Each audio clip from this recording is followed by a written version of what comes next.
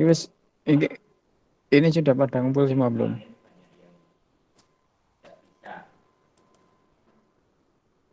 Belum semua sih, Pak. Ini siapa yang belum presentasi kemarin? Oke, yang urung oke. Yang baru presentasi itu baru berapa orang tuh?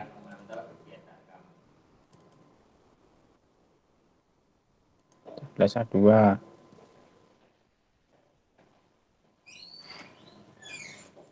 Yang belum, yang sudah itu Anggiati sudah, Aziz sudah, Dinar sudah,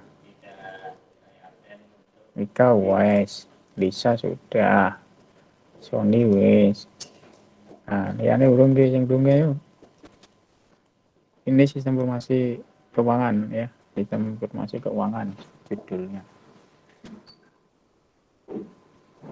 Saya saja, Pak. Siapa? Diki. Iya, Pak. Ya, di share screen di. Kosong di. Puasa, Pak.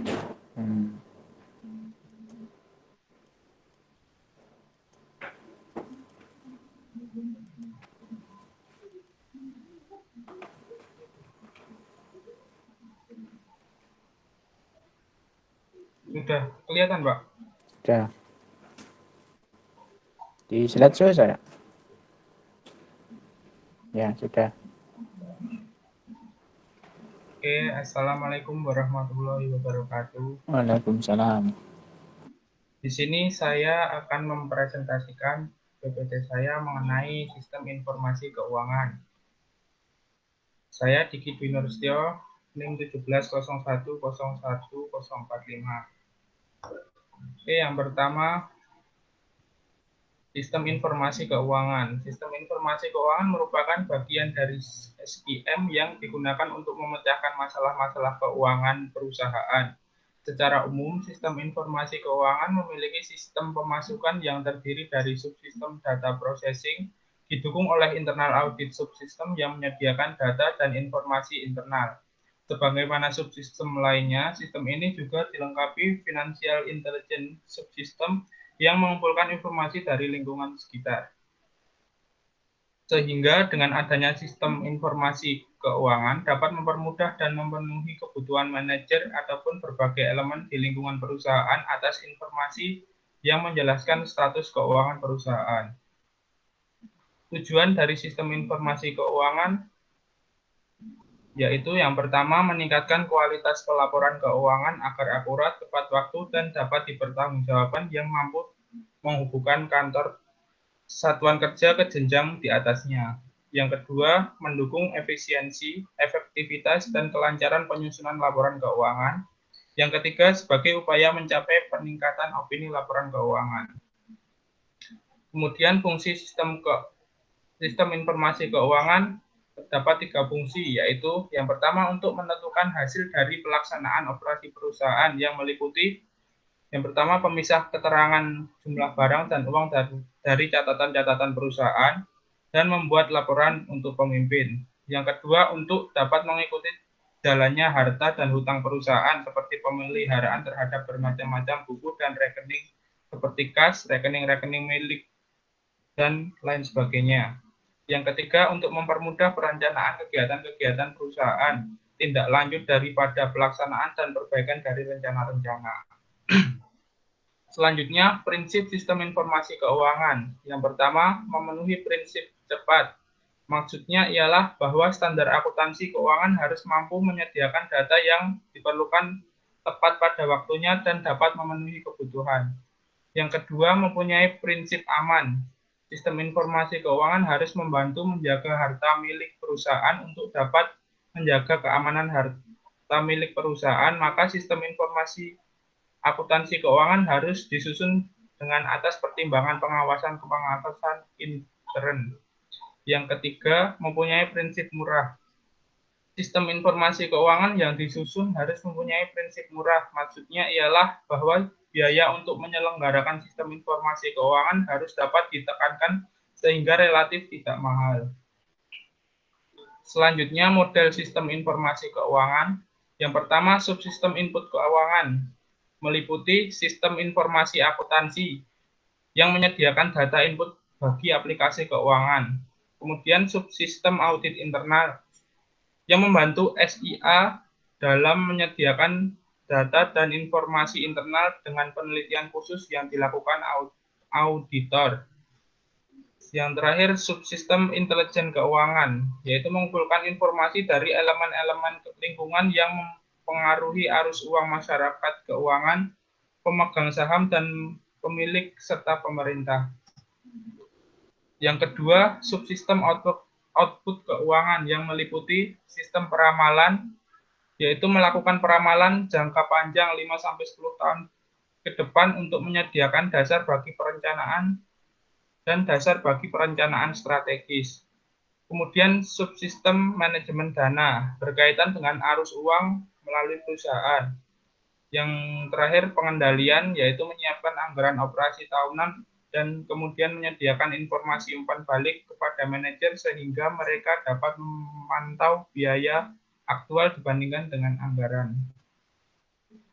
Selanjutnya, ruang lingkup sistem informasi keuangan. Yang pertama, ruang lingkup implementasi sistem informasi akuntansi atau pembukuan, yang meliputi pencatatan dan pengolahan data atas transaksi keuangan yang meliput penjurnalan, posting, hingga menghasilkan laporan keuangan perusahaan atau General Ledger System.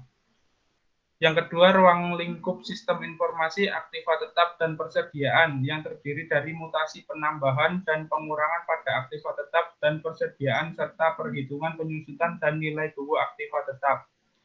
Yang terakhir, ruang lingkup implementasi billing system yang terdiri dari beberapa subsistem antara lain subsistem penyambungan baru, subsistem administrasi rekening, subsistem pelayanan pelanggan atau customer service, dan subsistem penagihan dan penerimaan kas. Terima kasih. Oke, Mungkin baik, terima kasih Mas Diki. Ya. Baik, sebelum ke pertanyaan, ada yang mau lagi yang mau presentasi? Yang lain ada enggak? Yang lain? Yang lain ada enggak yang mau menampilkan tugasnya?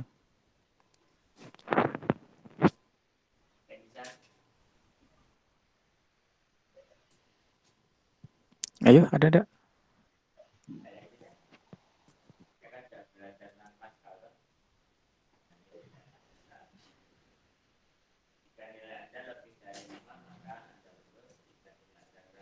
Priscilia?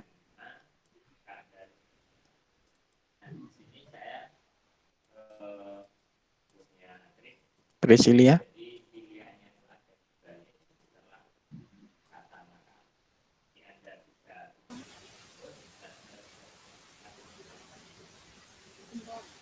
Tidak ada suaranya. Iya, Pak. Kecilkan suaramu. Agak sih, Pak. Hmm?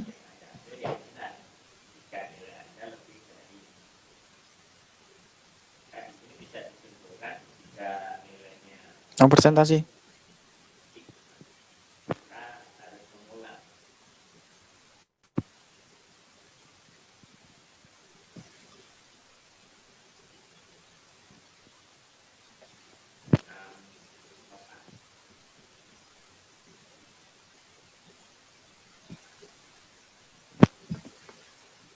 Di mana Priscilia? Bentar. Mbak Bri. Oh.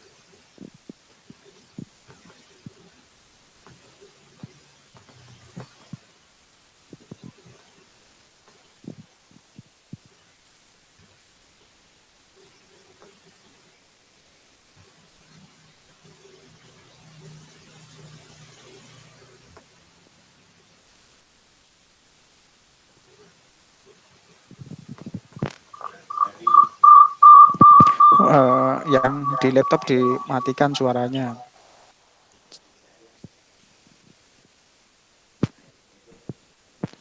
Suaranya saja yang dimatikan.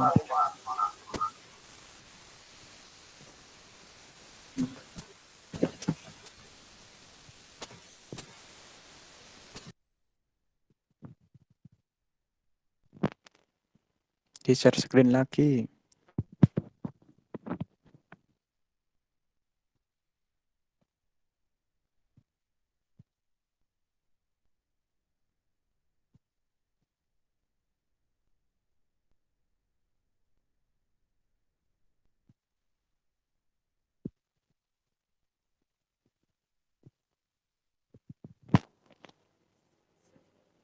Halo, Cecilia. Iya, Pak. Ya,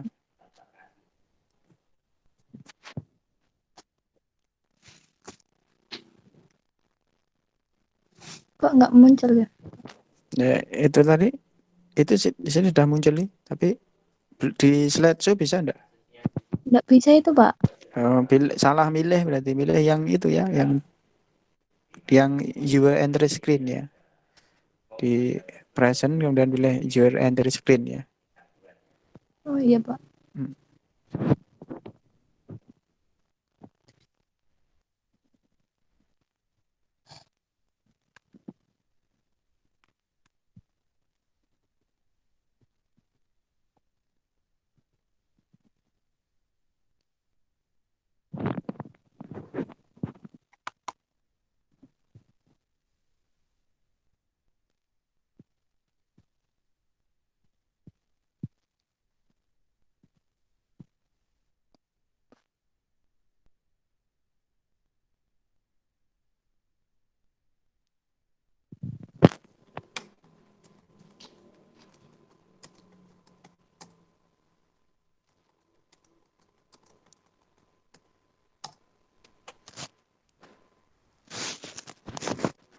Saya Priscilla Natalia dengan NIM 170 101 akan mempresentasikan tentang sistem informasi keuangan. Yang pertama ada pengertian, yaitu sistem informasi yang memberikan informasi kepada orang atau kelompok, baik di dalam perusahaan maupun di luar perusahaan, mengenai masalah keuangan dan menyediakan informasi mengenai arus uang bagi para pemakai di seluruh perusahaan.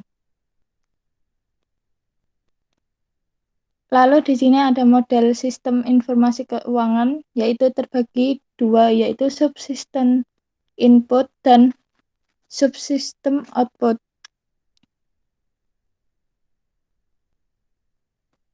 Yang pertama, subsistem input keuangan ada 3, yaitu yang pertama, sistem informasi akuntansi, menyediakan data input bagi aplikasi keuangan.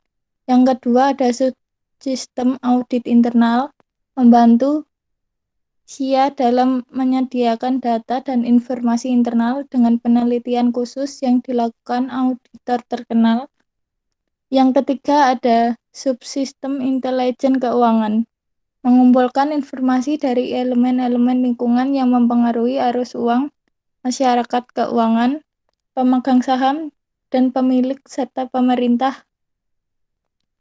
Lalu ada subsistem output keuangan yang terbagi menjadi 3. Yang pertama, sistem peramalan, melakukan peramalan jangka panjang 5-10 tahun ke depan dengan menyediakan dasar bagi perencanaan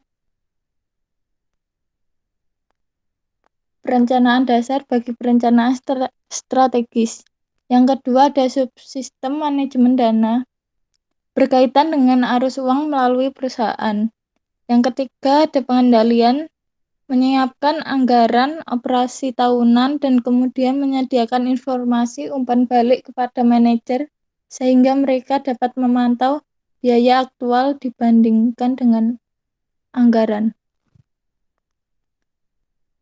Lalu ada fungsi sistem informasi keuangan. Yang pertama, untuk menentukan hasil daripada pelaksanaan operasi perusahaan, meliputi adanya pemisah keterangan jumlah barang dan uang dari catatan-catatan perusahaan dan membuat laporan untuk pemimpin. Yang kedua, untuk dapat mengikuti jalannya harta dan hutang perusahaan. Di dalam fungsi ini meliputi pemeliharaan terhadap bermacam-macam buku dan rekening, seperti kas, rekening-rekening milik, dan lain-lain. Yang ketiga, untuk mempermudah perencanaan kegiatan-kegiatan perusahaan, tindak lanjut daripada pelaksanaan, dan perbaikan dari rencana-rencana. Selanjutnya ada bentuk sistem informasi keuangan, yaitu ada 5. Yang pertama bentuk laporan khusus, yang kedua bentuk laporan periodik, yang ketiga hasil dari simulasi matematika, keempat saran dari sistem bakar, dan kelima komunikasi elektronik.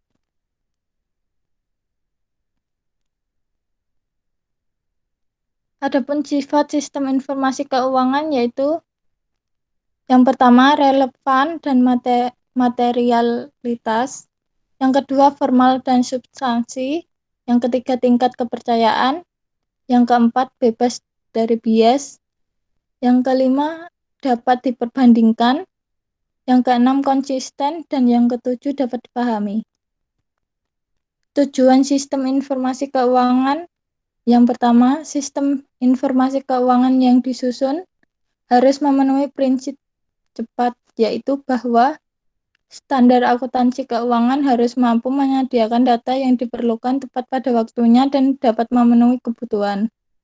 Yang kedua, sistem informasi keuangan yang disusun itu harus mempunyai prinsip aman, yang berarti sistem informasi keuangan harus membantu menjaga harta milik perusahaan. Untuk dapat menjaga keamanan harta milik perusahaan, maka sistem informasi akuntansi keuangan harus disusun dengan pertimbangan pengawasan intern. Yang ketiga, sistem informasi keuangan yang disusun harus mempunyai prinsip murah, yang berarti bahwa biaya untuk menyelenggarakan sistem informasi keuangan ini harus dapat ditekankan sehingga relatif tidak mahal. Sekian presentasi saya, terima kasih. Terima kasih. Oke, terima kasih Pak Presidia. Oke, Ya. mungkin ada lagi atau tidak yang mau menampilkan tugasnya? Ada lagi atau tidak?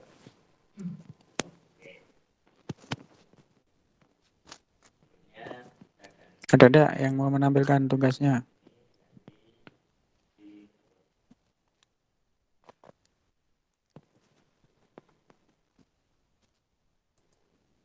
Oke, ada tidak?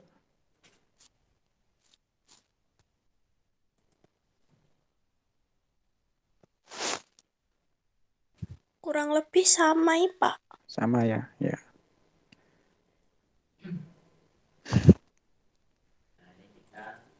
Sama Liana.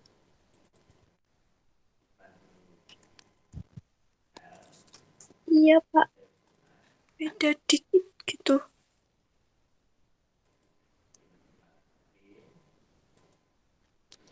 Oke, jadi sistem informasi keuangan. Jadi pada waktu kita ingin mengimplementasikan sistem informasi eksekutif atau executive information system atau AIS, maka AIS itu harus didukung. Kemarin sudah disampaikan sistem informasi manajemen manufaktur atau sistem informasi manufaktur ya, atau produksi.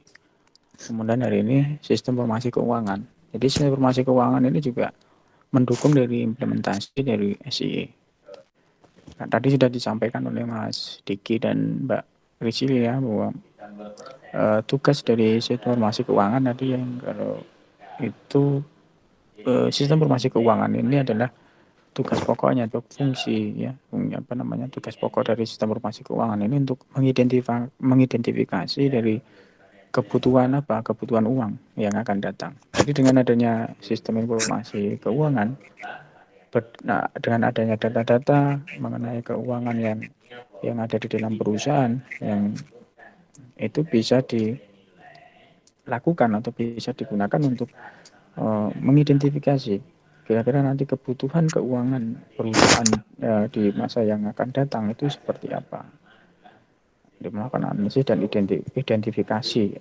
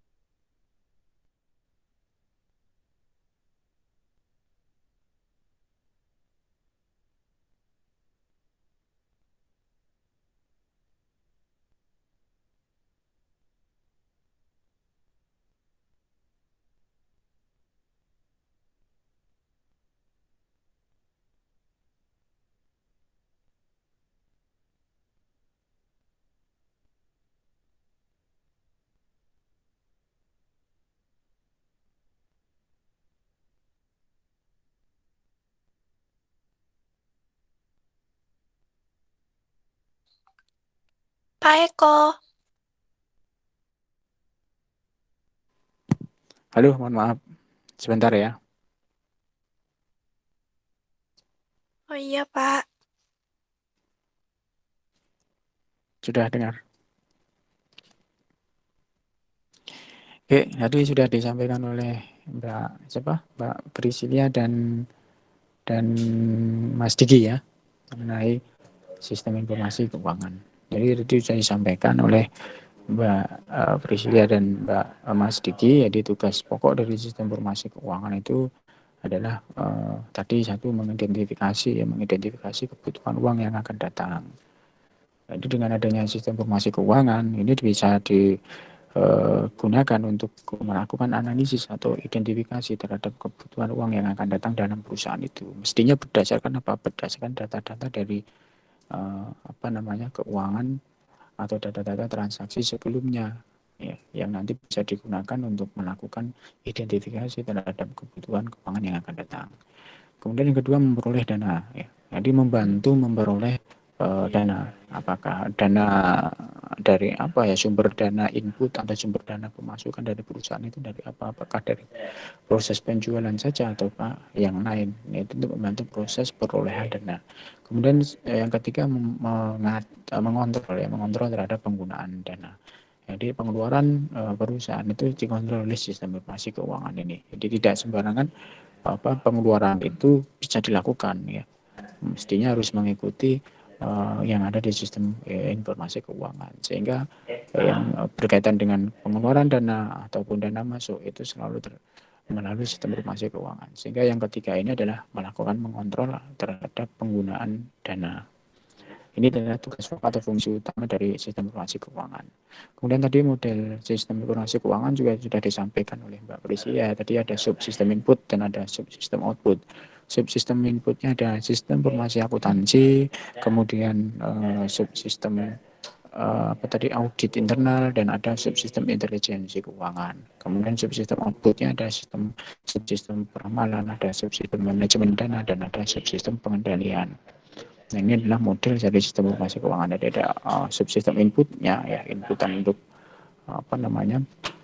di proses keuangan itu ada sistem akuntansi. Akuntansi jelas ya berkaitan dengan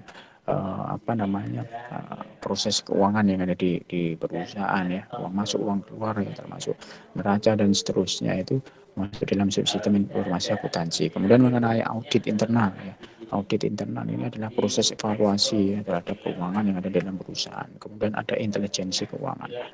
Baik, kalau yang audit ini kenapa perlu dilakukan ya, karena ini berkaitan dengan arus dari perputaran uang ya, karena sistem informasi keuangan berarti kan ada arus perputaran uang, ada uang masuk uang keluar. Nah, ini maka perlu dilakukan audit ya, audit secara internal ya. Seolah-olah kalau ada kata audit itu yang menakutkan ya. Tetapi sebenarnya audit internal ini penting dan ini bisa dilakukan untuk melakukan evaluasi terhadap keberadaan dari sistem informasi keuangan itu secara konseptual di dalam seluruh perusahaan. Sehingga dengan adanya sistem audit internal maka bisa dilakukan untuk atau bisa digunakan untuk merancang dan mengevaluasi sistem informasi secara konseptual dari seluruh perusahaan. Itu fungsinya audit internal. Sehingga perlu dilakukan audit untuk mengetahui apakah proses dari sistem informasi keuangan itu sudah berjalan dengan baik atau tidak, ataupun ada kendala ataupun ada penyelewengan atau yang lain, itu perlu dilakukan proses audit internal. Maka ada subsistem namanya subsistem audit internal. Kemudian yang ketiga ada subsistem intelijensi keuangan. Ini subsistem ini berfungsi untuk mengumpulkan data dan informasi dari berbagai sumber ya yang berkaitan dengan keuangan, misalkan dari pemegang saham. Biasanya kalau perusahaan itu kan terdapat pemegang saham di sana. Nah, ini bisa dikumpulkan data dan informasinya dari pemegang saham atau masyarakat keuangan itu ya yang berkaitan dengan keuangan, misalkan bank atau dan lain sebagainya, yaitu masyarakat yang berada di lingkungan perusahaan yang berkaitan dengan keuangan, ya, misalkan bank dan seterusnya. Kemudian dan pemerintah, informasi dari pemerintah. Ya, ini penting juga informasi dari pemerintah yang berkaitan dengan keuangan, misalkan pajak, ya, kemudian ada aturan-aturan yang berkaitan dengan penggajian dan seterusnya. Intinya adalah informasi-informasi dari pemerintah yang berkaitan dengan keuangan. Ini subsistem itu mengumpulkan data dan informasi tersebut. Yang digunakan untuk apa? Yang digunakan untuk memonitor ya terhadap denyutnya di ekonomi nasional ya, perekonomian nasional yang nanti akan diberikan atau disampaikan kepada eksekutif perusahaan yang nanti akan dimanfaatkan oleh bagian eksekutif perusahaan itu untuk melakukan analisis keuangan, ya, analisis keuangan mengenai hal-hal atau tren yang akan dapat mempengaruhi dari kondisi perusahaan. Nah, ini sangat penting, subsistem intelijensi keuangan ini perlu ada dalam suatu perusahaan. Ya. Itu kemudian yang tadi ada subsistem outputnya, ada peramalan, ada manajemen data dan pengontrolan ya. Peramalan ini ya subsistem peramalan ini untuk memproyeksikan atau memprediksi aktivitas perusahaan itu untuk jangka waktu yang bisa sampai 10 tahun atau lebih. Yaitu untuk memproyeksikan aktivitas perusahaan untuk jangka waktu yang lama, bisa sampai 10 atau lebih, ya 10 tahun atau lebih. Ya, aktivitas tahun yang akan datang itu terutama akan dipengaruhi oleh tadi ya permintaan pasar dan hambatan internal misalkan ya. Dan ini aktivitas perusahaan, aktivitas tahun yang akan datang terhadap perusahaan itu bisa dipengaruhi oleh permintaan pasar dan hambatan internal seperti misalkan besarnya sales ya, kemudian kapasitas produksi dan keuangan yang ada. Itu ada saling berkaitan, pemasaran dengan jumlah produksi dan keuangan yang ada. Ini berkaitan, tiga itu akan dilakukan subsistem peramalan akan bisa melakukan memprediksi atau memproyeksikan itu. Jadi antara jumlah pemasaran atau jumlah permintaan dari sales force dengan kapasitas produksi, ya, kalau perusahaan di bidang manufacturing kan kapasitas produksinya berapa, kemudian dengan keadaan keuangan yang ada. Nah, ini subsistem peramalan untuk bisa memprediksi atau memproyeksikan aktivitas perusahaan ya dalam jangka waktu bisa sampai 10 atau lebih, ya 10 tahun atau lebih. Kemudian yang kedua tadi subsistem outputnya adalah subsistem manajemen dana. Ini bisa digunakan untuk proyeksi aktivitas perusahaan yang menentukan arus uang masuk dan arus keluar perusahaan. Nah, ini di manajemen karena uang itu kan berkaitan dengan dana masuk dan dana keluar. Nah, maka subsistem manajemen dana ini untuk memproyeksikan aktivitas perusahaan itu yang nanti akan bisa menentukan arus masuk dan keluarnya uang dalam perusahaan tersebut. Kemudian pengontrolan, ya, subsistem pengontrolan ya terdiri atas program yang biasanya menggunakan data yang dikumpulkan oleh subsistem tadi pemrosesan ya, yang nanti akan menghasilkan yang menunjukkan bagaimana uang tersebut digunakan. Bisa melihatkan atau sistem ini bisa melakukan mengontrol ya terhadap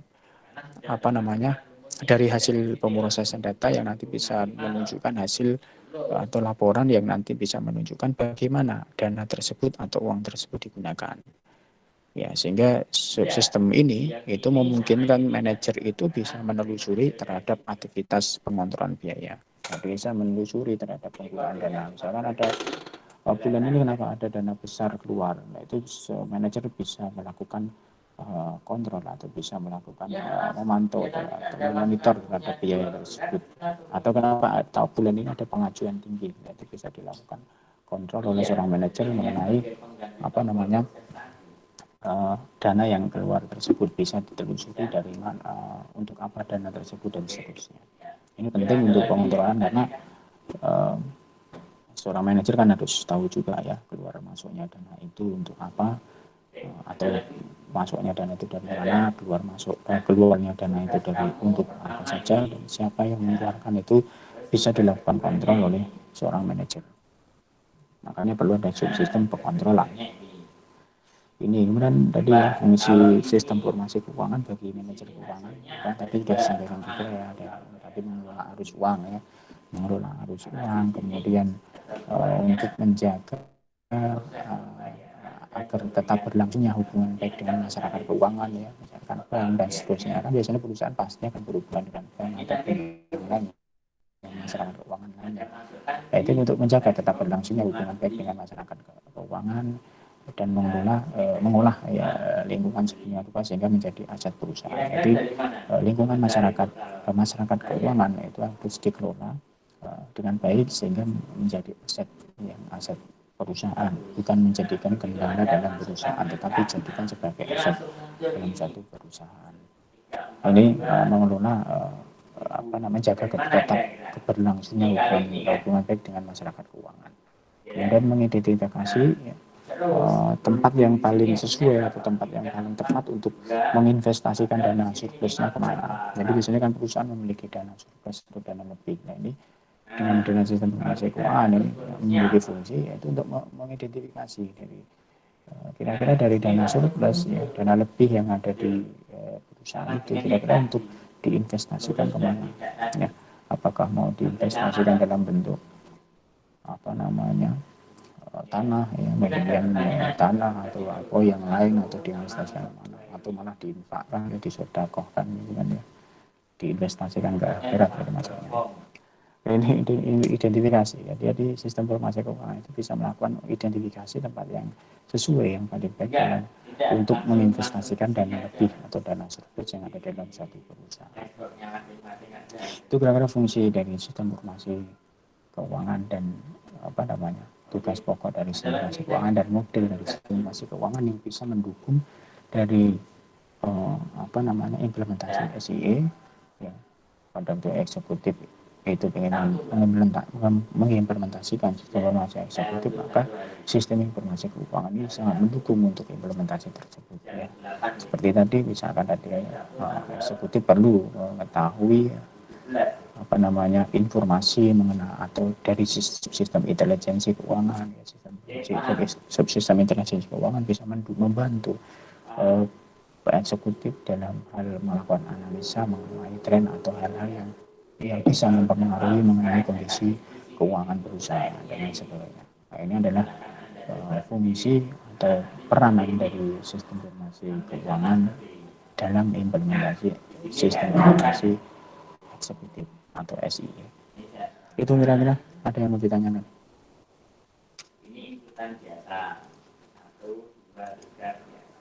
Halo? Belum ada, Pak. Liana angkat tangan kenapa? Supaya cepat, Pak. Nah, ini senangannya mencet-mencet. Nah, ya. Beda.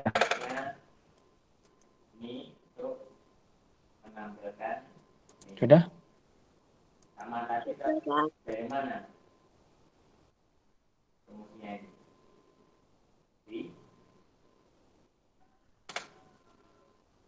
Oke, kalau sudah, berarti minggu depan UTS. Minggu depan UTS banyak sampai ini ya, sampai sistem informasi keuangan ya, dalam implementasi SIE. Materinya ya seperti apa yang Anda itu presentasikan nanti sebagai bahan ujiannya. Siap, Pak. Ujiannya lihat jadwal nanti ya. Nanti kalau sudah diupload nanti bisa dilihat di webnya Vcom ya. Oke, silahkan absen di sini. Silahkan absen. Kemudian nanti materi hari ini bisa dilihat di e-learning. Kemudian untuk tugas setelah UTS juga ada di e-learning ya. Nanti saya setelah UTS presentasinya setelah UTS. Gitu ya. Iya, Pak. Yang lain ada pertanyaan?